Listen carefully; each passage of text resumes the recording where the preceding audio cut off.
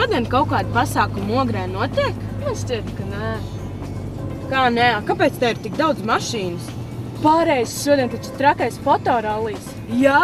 Es nekad tādā neesmu piedalījusies. Anī, stājies, es gribu. Mēs vēl varam paspēt vēl Vienam. ātri. Es tad ļoti...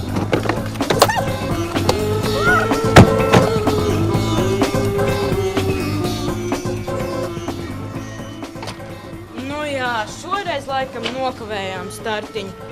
Mēs esam arī tikai 2. Bet tas jau mums neliec sekot līdzi, kā citiem veicas. Jā, bet Anī, kur palika tava mašīna? Policija!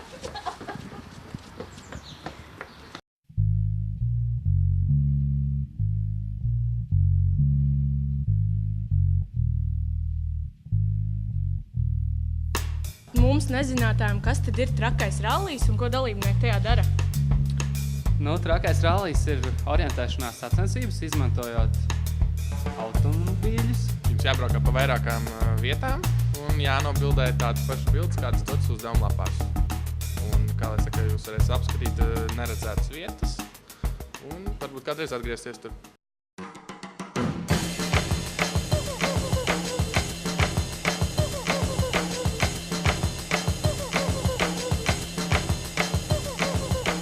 Laba atmosfēra, interesanti ļoti tas ir, mums patīk. Gaidam katru reizi, tāpēc šoreiz arī jau sniegs un nokusis, vieglāka braukšana, nebija nekāds šķēršļi, lai nebrauktu. Viss reizes bija pasākums ļoti labi noorganizēts, tā kā ir prieks piedalīties. Kādas sajūtas ir? Pagaidām pozitīvas, tad jau redzēs, kā vēlāk. Un kas jums lika tieši vēl vienu reizi piedalīties? Es nezinu, gan jau, ka pagājušās reizes iegūtā pieredze, piedzīvojumi, emocijas. Interesanti, tas jau ir, principā, šeit nevajadzētu, kā saka, iziet uz to, ka censties savākt visu, vienkārši ir jāmēģina atpūsties. Jā, tas tā prieka pēc hobija. Un tas ir interesanti kaut kas tāds, kā jums liekas, ka notiek tieši Ogrē? Jā, tas ir patīkami, ka nav jābrauc kaut kur, teiksim, uz Ventspils rajonu. Kā jūs nonācāt pie domas, ka tieši mūsu pusē ir vajadzīgs tāds trakais rallijs? Ir tā, ka, man liekas, jauniešiem un arī citiem sestdienas dienās īsti nav ko darīt, tā pa dienu.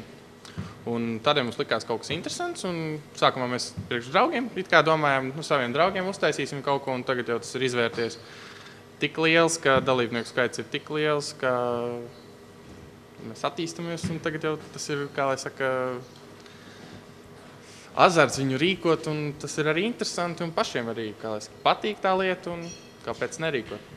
Bija arī tā, ka es domāju, ko es pats gribētu darīt. Brīvajā laikā, sestdienās, kā izklaidēties.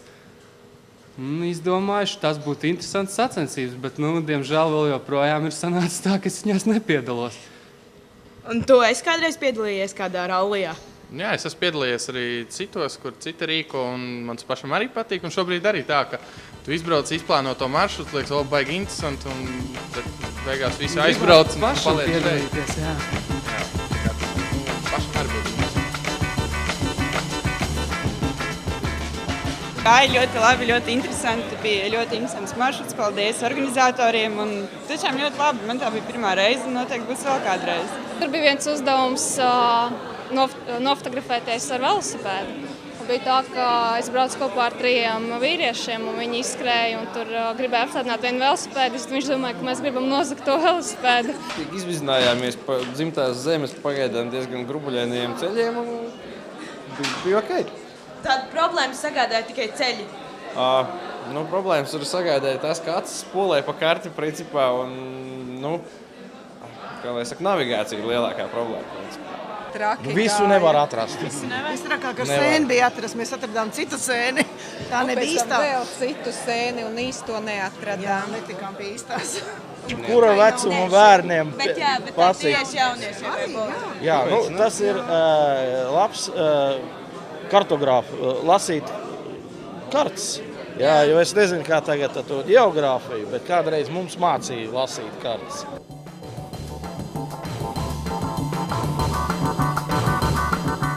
Piedalieties trakajā rallijā. Un plašāk raidījumā vairāk kā citi.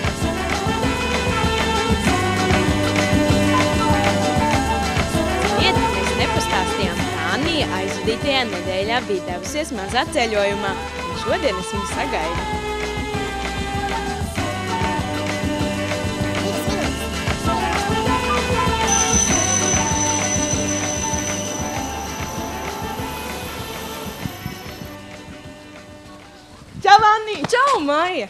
stāsti, kā tev gāja? Man gāja superīgi. Un ko tu sadarīsi tajās dienās?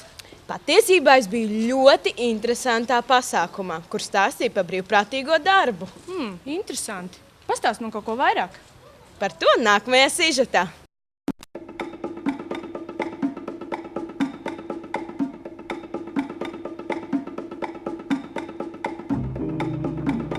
Kas tad īsti ir tas brīvprātīgais darbs? Brīvprātīgais darbs. Tas ir no brīvas gribas ņemties, darīties, iet uz priekšu, maukt. Jūs esat organizētājs šodienas pasākumam. Jā, es esmu projektu vadītājs Izglītības zinātnes ministrijas rīkotajā konkursā. Mēs uzvarējām konkursu, no 5 mūsu projekts bija vislabākais. Tad izdomājām, ka mēs esam uzrīkot semināru un iepazīstināt citus jauniešus, kas ir brīvprātīgais darbs. Kāpēc tieši jauniešus? Tāpēc, kad ir tā, ka tā pati skola programma, kas jau runā visi apkārt, kas kaut kas nav riktīgi ar viņu. Un tad ir bieži vien tā, ka jaunietis pabeidz to skolu, iespējams, varbūt viņam sliktākas sekmes ir. Tad viņš aiziet pēc tās videnes un strādā gatavī. Un jūtas neapmierināts, un viss viņam nepatīk besīgi. Bet, atbraucot uz semināru, viņš iepazīst, kādas ir iespējas ceļot, ir iespējas strādāt Latvijā. Un līdz ar to viņam ir kabatas nauda, viņam kaut ko dienas naudu maksā, un viņš rod gandarījumu. Viņš visu mūžu var ceļot. Kas tad tieši ir brīvprātīgais tavā uztverē? Manuprāt, brīvprātīgais darbs ir darbs, ko dari bez atalgojuma, gūstot savā labā nevis finansiālu vai materiālu, bet gan pieredzi, kontaktus, jaunas saziņas, visu izņemot materiālo.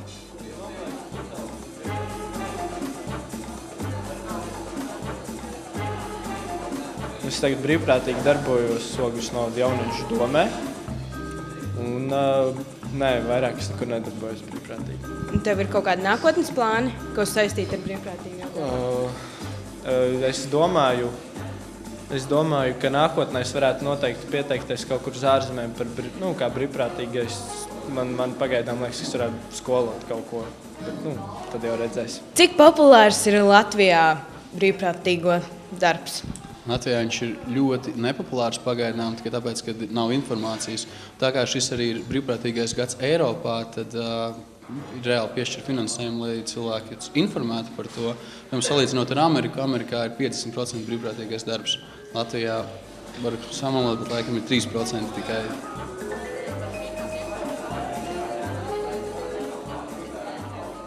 Es centīšos draugiem par to visu informēt, pats vēl piedalīties, censties to darīt. Bet iepriekš jūsu starpā jūs par to nerunājāt? Nē, jo nebija tomēr tā visa, riktīgi daudz izskaidrots nebija tā. Jā, tieši tā. Iepriekš bija tā, ka informācijas trūkums visdrīzāk, kā arī, ja netiek pacelts, jau par to nerunā, bet tā kā tagad šī informācija ir tā kā tikusi pacelta, tagad noteikti kaut kā jau virzīsies šīs sarunas. Tā kā mēs 2 dienās esam paveikuši diezgan lielu darbu ar jauniešiem, ir ļoti interesēti un rakstījis projektus, tad būtu ļoti interesanti pasādāt arī ar skolotājiem, uzrakstīt priekš skolotājiem tādu projektu, jo lai viņi motivē arī bērnus darīt kaut ko tādu tieši par brīvprātīgo darbu, jo šobrīd tā iniciatīva ir laikam diezgan maza un visi seko savām programmām, kas ir paredzētas, bet arī tāpat laikā jebkurā programmā ir paredzēts rakstīt domrakstu vai eseju un varēja dot tiem bērniem rakstīt tieši par brīvprātīgo darbu varbūt.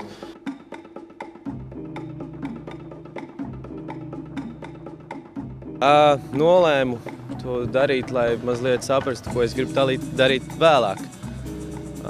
Bišķi atkāpties no dzīves, kas notiek šeit. Kā ir, nav problēmas integrēties citā kultūrā?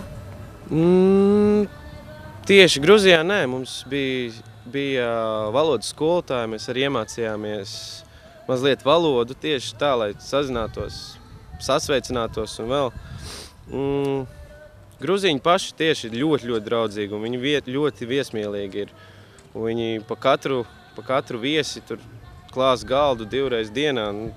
Un ir tīpaši pat latviešiem, viņi šausmīgi zina, kas ir latvieši, un latvieši tur tā kā dievi, var teikt. Jūs tur daudz latviešu bijāt tā kā brīvprātīgie? Mēs kopumā bijām 6 aizbraukuši, 5 zēnu, 1 meitene. Tu ieteiktu kā citiem jauniešiem kaut ko tādu uzņemties un vispār, ko tu pats esi guvis no tā? Es viennozīmīgi ieteiktu cilvēkiem, kas grib sakārtot savu dzīvi, bišķi atkritīties, bišķi attiet no ikdieniskās dzīves, un es domāju, ka varbūt attelpot no vidusskolas, vai arī pēc augstskolas vai labāk, vienkārši tu iemācies citu kultūru, varbūt valodu, iepazīsties ar jauniem draugiem, un tas ir liels ieguvums, viennozīmīgi liels ieguvums.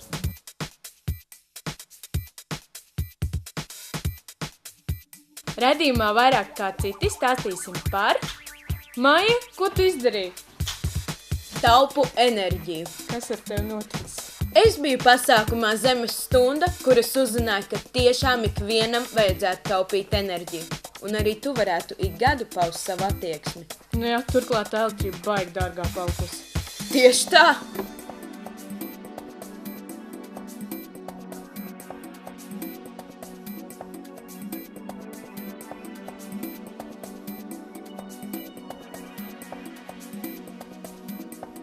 Čau, šodien ir sestdiena, un es atrodos pasākumā Zemes stunda, kur norisinās pie Ogres kultūras nama, un es esmu noķērusi pasākuma autori.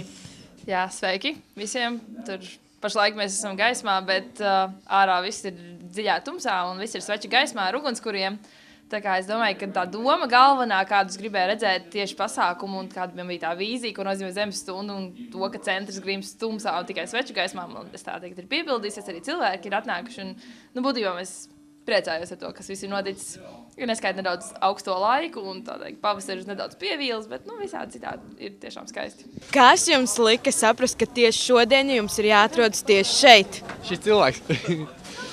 Kāpēc? Ar ko tu pamudināji šeit atnākt? Es teicu, ka tas ir ļoti svarīgi, kad mēs visi vēlamies saglabāt dabas resursus un netērēt tos lieki un likt citiem cilvēkiem par to aizdomāties. Un tad piespied mans draugus man pievienoties un palīdzēt. Jā, es pat no Norvēģijas atlidoju, lai palīdzētu. Nopietni? Vispār jā. Jaunieši ir diezgan daudz, kas atbalsta. Pārstāv tikai jaunieši vispār, jā. Mēs nebijām domājuši, ka būs tik daudz. Mēs nebijām domājuši. Un ko jūs apņematies darīt nākotnes labā? Es jau kā jau sienas uzrakstīju, kad es centīšos dzīvot zaļāk. Tas ir tā kā taupīt elektrību, cik es varu, un pievērst uzmanību tam, kad ūdens tek un aizgriezt krānu un jā, tādas lietas. Aizrādīt kādam, ka viņš neizslēdz elektrību. Un pats? Censties atcerēties arī pats tā. Jā, izslēgt elektrību ārā, tad, kad viņa nav vajadzīga. Un jā, ūdens taupīšana arī ir ļoti svarīga. Ko šis pasākums, kā pēc tavām domām, ko viņš ietver? Kā viss audzē zemi un nepiesārņo un nededzina gaismu, jā. Un ir to vērts kaut ko tādu organizēt? Es domāju, ka tas noteikti ir, kad ja cilvēks spēja apvienoties tādai lietai, tad viņi spēja lielākām lietām. Mani sauc Dita Grunte, un man ir prieks, ka šodien ir tik veiksmīgi iznācis Zemes stundas pasākums, un visiem pārējiem jauniešiem, kuri vēlas būt aktīvi, bet kaut kādu iemeslu dēļ vēl nav spējuši saņemties, es varu teikt, ka, ja jūs vēlaties mainīt pasauli, esiet tā pārmaiņa, ko jūs vēlaties redzēt pasaulē, un tad viss izdosies.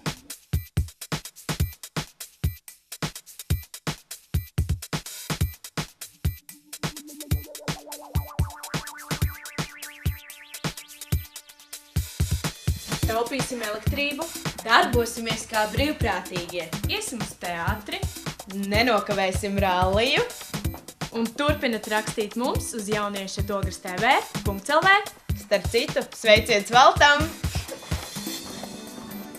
Piedalieties trakajā rallijā! Plašāk!